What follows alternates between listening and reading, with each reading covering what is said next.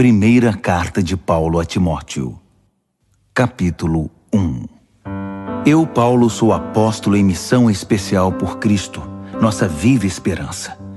Sob o comando de Deus, nosso Salvador, escrevo a você, Timóteo, meu filho na fé. Desejo tudo de bom para você da parte do nosso Deus e de Cristo. A caminho da província da Macedônia, aconselhei você a permanecer em Éfeso. Pois bem, não mudei de ideia. Fique firme no comando, de modo que o ensino continue a ser ministrado. Ao que parece, alguns que ensinam aí estão introduzindo lendas e relatos genealógicos fantasiosos inúteis, em vez de conduzir o povo ao equilíbrio e aprofundá-los na fé e na obediência. A essência de tudo que enfatizamos é simplesmente o amor. Amor não contaminado por interesse próprio e fé corrompida, ou seja, uma vida aberta para Deus. Os que se distanciam da essência logo se perdem num labirinto de futilidades. Eles se apresentam como especialistas em assuntos religiosos, mas a despeito de toda a eloquência, não sabem o que estão falando. É verdade que a orientação moral e o conselho são necessários, mas vale lembrar: como dizer e a quem dizer são tão importantes quanto o que dizer. É óbvio que o código da lei não é dirigido a pessoas responsáveis, mas aos irresponsáveis que desafiam a autoridade e não pensam no que é certo a respeito de Deus, da vida, do sexo, da verdade e assim por diante. Eles desdenham da mensagem que o grande Deus me incumbiu de transmitir. Sou grato a Jesus Cristo, que me julgou capaz de cumprir esta tarefa, mesmo que eu não merecesse confiança. Você sabe, ele me confiou este ministério. As únicas credenciais que eu trouxe foram agressão, intolerância e arrogância. Mas fui tratado com misericórdia, porque não sabia o que estava fazendo. Não sabia contra quem lutava. A graça, misturada com a fé e o amor, foi derramada sobre mim e dentro de mim. E tudo por causa de Jesus. Aqui está uma palavra que você pode levar no coração e confiar nela. Jesus Cristo veio ao mundo para salvar os pecadores. Eu sou a prova, o pecador público número 1, de alguém que jamais conseguiria nada, a não ser por pura misericórdia. E agora ele me apresenta como prova de sua paciência sem fim aos que confiam nele para sempre. Profunda honra e esplendorosa glória ao Rei de todos os tempos, Deus único, imortal, invisível, sempre e sempre. Amém. Estou passando essa tarefa a você, meu filho Timóteo. A palavra profética dirigida a você nos preparou para isso. Todas aquelas orações serão atendidas para que você faça um bom trabalho e seja destemido em sua luta e apegado à fé. Afinal, estamos numa guerra. Alguns, você sabe, por relaxar na firmeza e por pensar que qualquer coisa é válida, fizeram da vida de fé uma bagunça. Himeneu e Alexandre estão entre eles. Eu os entreguei a Satanás para que aprendam a não blasfemar. 1 Timóteo, capítulo 2. A primeira coisa que quero que você faça é orar. Ore como souber por todos os que você conhece. Ore especialmente pelos líderes e seus governos, para que governem bem, de modo que estejamos tranquilos quanto à nossa vida simples, em contemplação humilde. É assim que o Deus Salvador quer que vivamos. Ele quer que não somente nós, mas todos sejam salvos e conheçam a verdade que nós aprendemos: que existe um Deus, apenas um, e um sacerdote mediador entre Deus e nós, Jesus, que se ofereceu em resgate por todos os prisioneiros do pecado para libertá-los. Pouco a pouco as notícias vão se espalhando, e esta tem sido minha única tarefa: levar essas notícias aos que nunca ouviram nada a respeito de Deus e explicar como a mensagem opera, pela fé simples e pela verdade singela. Considerando que a oração está na base de tudo isso, o que mais quero é que os homens orem, em vez de ficar brigando como inimigos, e levantem mãos santas para Deus. Quero também que as mulheres tenham sua participação, portando-se com humildade na presença de Deus, sem obsessão por ficar se enfeitando na frente do espelho ou correndo atrás da última moda, mas fazendo um belo trabalho para Deus, tornando-se belas dessa maneira. Não permito que as mulheres assumam o comando e digam aos homens o que fazer. Elas devem ficar quietas e obedientes, como os demais. Adão foi feito primeiro, depois Eva. A mulher foi enganada primeiro. Foi a pioneira no pecado. E Adão imediatamente depois. Mas o ato de dar à luz trouxe salvação, invertendo a situação de Eva. No entanto, a salvação vem apenas para os que perseveram na fé, no amor e na santidade. E isso os torna maduros. Tenha certeza disso. 1 Timóteo, capítulo 3. Se alguém deseja ser líder na igreja, ótimo, mas há algumas condições. Deve ser alguém de boa reputação, fiel à esposa, de fácil relacionamento e hospitaleiro. Deve entender do que fala, não ser muito chegado em vinho e não ser controlador, mas gentil. Não deve ser sensível demais a críticas, nem movido pela ganância. Deve administrar bem seus negócios, ser atencioso para com os filhos e respeitado por eles. Pois se alguém não é capaz de lidar com os próprios negócios, como poderá cuidar da igreja de Deus? Não deve ser novato na fé, para que a posição não suba a cabeça, e assim não caia na armadilha do diabo. O mesmo vale para os que querem servir em outras funções na igreja. Cristãos sérios, sem falsidade e não muito chegados em vinho, e que não estejam no ministério pensando em ganho pessoal. Devem ter respeito pelo mistério da fé, não usando a posição em proveito próprio. Eles devem ser testados. Se mostrarem que são capazes, que assumam sua função. Nenhuma exceção deve ser feita às mulheres. Para elas, as mesmas qualificações, sérias e confiáveis. Não devem ser faladeiras, nem muito chegadas em vinho. Quem serve na igreja deve ter compromisso com o cônjuge, ser atencioso com os filhos e cuidadoso nos negócios. Os que cumprem devidamente o papel de servo serão respeitados, um crédito verdadeiro para a fé em Jesus. Espero visitá-lo em breve, mas caso eu me atrase, escrevo esta carta para que você saiba como devem ser as coisas na casa do Senhor, a Igreja Viva de Deus, defensora da verdade. A vida cristã é um grande mistério, muito além do nosso entendimento, mas algumas coisas são bem claras. Esteve entre nós em corpo humano, foi justificado pelo Espírito, foi visto por anjos, foi proclamado entre todos os povos, crido em todo o mundo, recebido na glória celestial. 1 Timóteo, capítulo 4.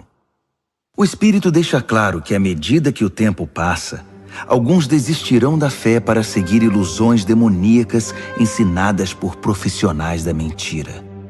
Esses impostores mentem tão bem e há tanto tempo que perderam toda a noção de verdade. Eles vão proibir o casamento, vão dizer que não se pode comer este ou aquele alimento, comida perfeitamente boa que Deus criou para ser ingerida com alegria e ação de graças pelos que conhecem a verdade. Tudo que Deus criou é bom e deve ser recebido com gratidão. Nada deve ser rejeitado ou jogado fora. A palavra de Deus e nossas orações tornam santo tudo que faz parte da criação. Você foi criado na mensagem da fé e se orienta por ensinos saudáveis. Agora passe adiante este conselho aos seguidores de Jesus e você será um bom servo dele. Afaste-se de histórias tolas que se disfarçam de religião. Exercite-se diariamente em Deus. Por favor, nada de flacidez espiritual.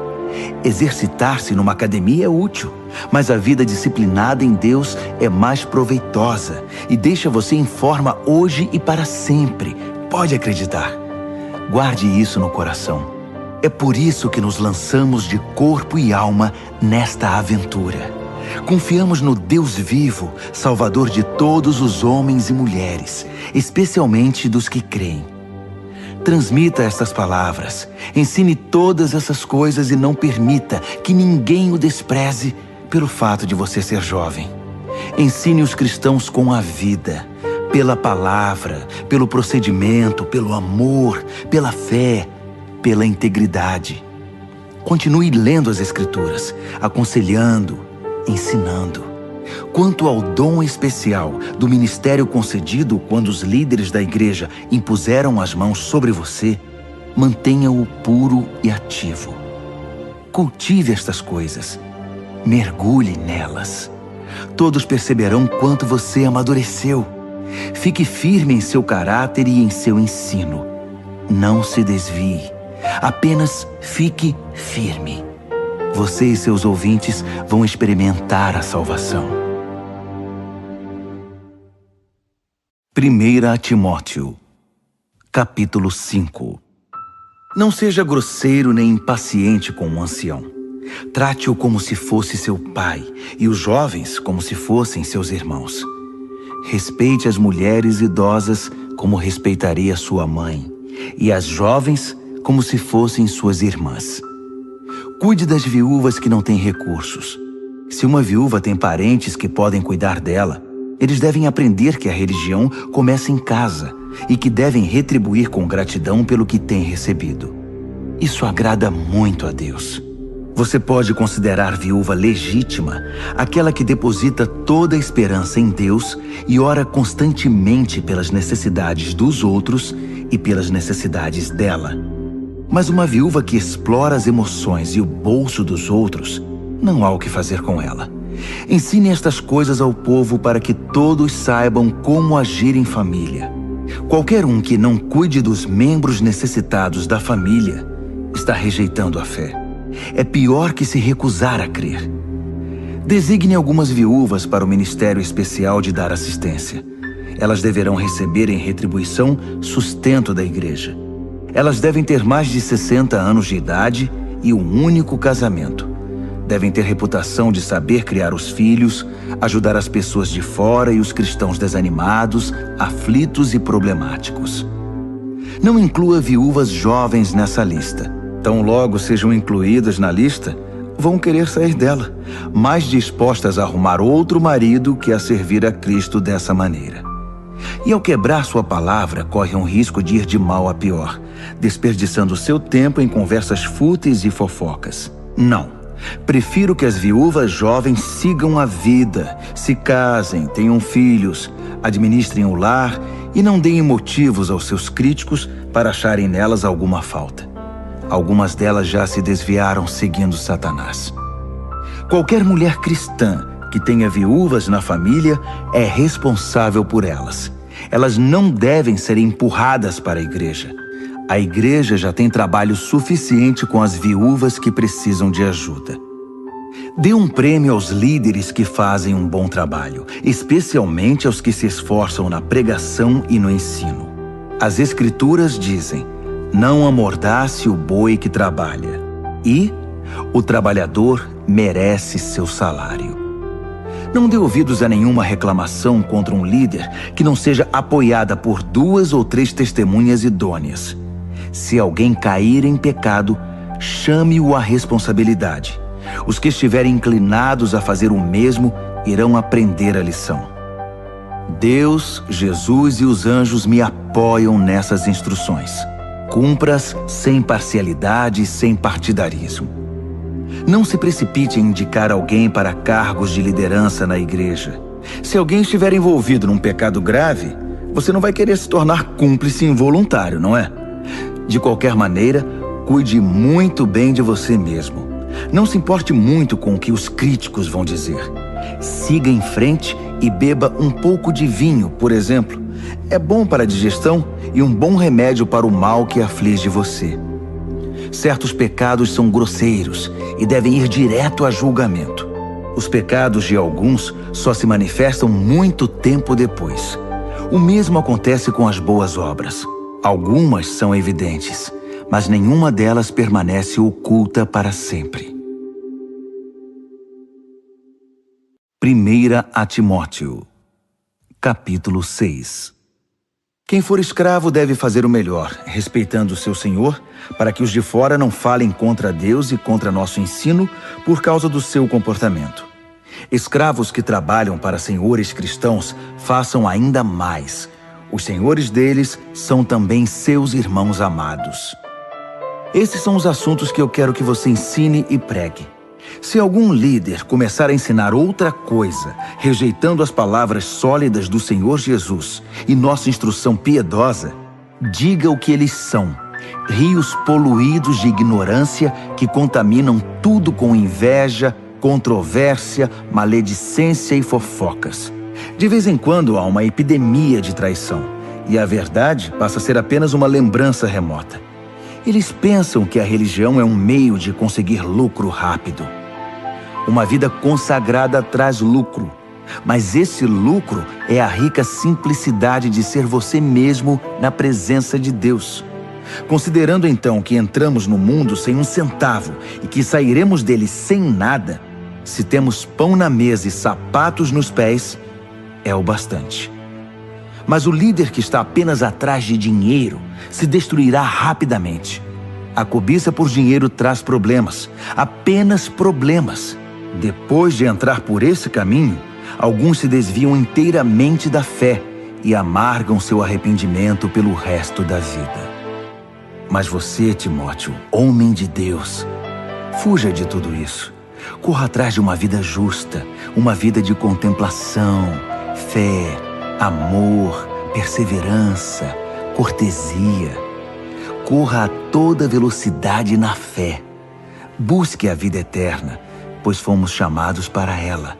A vida que você abraçou tão fervorosamente na presença de tantas testemunhas. Exorto você na presença do Deus doador da vida e diante de Cristo, que ficou firme na presença de Pôncio Pilatos e não retrocedeu um só milímetro. Guarde esse mandamento com seriedade e não vacile. O Senhor Jesus Cristo está voltando. Ele vai se manifestar no tempo certo. E sua vinda está garantida pelo bendito e incontestável soberano, pelo Supremo Rei, o Altíssimo Deus. Ele é o único que a morte não pode tocar. Sua luz é tão brilhante que ninguém pode chegar perto. Ele nunca foi visto por olhos humanos. Olhos humanos não conseguem percebê-lo. A ele toda a honra e o domínio eterno. Amém. Diga aos ricos na riqueza deste mundo que deixem de lado a empáfia e a obsessão por dinheiro que está aqui hoje e desaparece amanhã. Diga-lhes que busquem Deus, que ajunta muitas riquezas que jamais conseguiríamos administrar, e façam o bem para que sejam ricos em ajudar os outros e sejam para lá de generosos. Se agirem assim, irão ajuntar um tesouro que vai permanecer e ainda obterão a vida que é a verdadeira vida. Quanto a você, meu prezado Timóteo, guarde o tesouro que recebeu. Guarde-o com sua vida. Evite a religião de aparências e a confusão praticada pelos que se denominam sábios. Pessoas enredadas em muita conversa podem perder a essência da fé. Que a graça transbordante guarde você.